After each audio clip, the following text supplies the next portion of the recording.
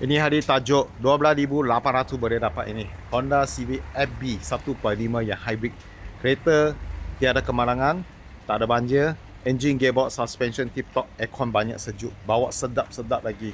Ini hari cuma nak jual 12,800 saja. Termurah dekat market Malaysia. Kalau ada bos suka, sekarang kita review, kasih bos tengok.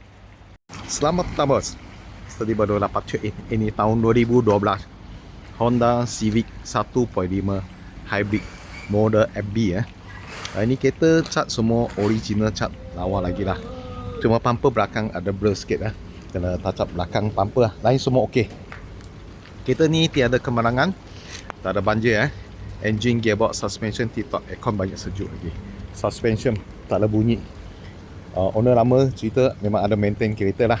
Tayar bunga ada 7 ke 80% tebal, boleh pakai lama lagi. Okey, kereta ni semua elok cuma cat belakang punya bumper aja. Lain semua kira okey lagi. Lampu kiri kanan boleh kira okey lah. Kira cantik lagi Tak ada crack, tak ada pecah. Nampak. Okey. Body overall okey, cuma bumper belakang aja. Kalau nak cantik, touch up belakang bumper sudah okey. Ni kereta hybrid 1.5 auto. Tahun 2012. Honda Civic FB.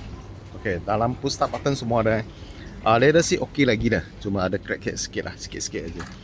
Okey, harga ini hari nak jual harga termurah di Malaysia 12,800 saja. Tapi pintu masih okey, cantik lagi. Cuma kalau cat lah, cuma bumper belakang aja. Kalau seat depan driver side sikit-sikit kena touch up lah. Tapi harga 12,800 paling murah dekat Malaysia Ini kita untuk jual cash sajalah.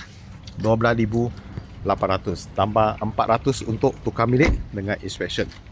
Tak ada processing fee Kalau ada bos mau ini model atau ni kereta harga termurah 12,800, Roger Misteri. Thank you bos support.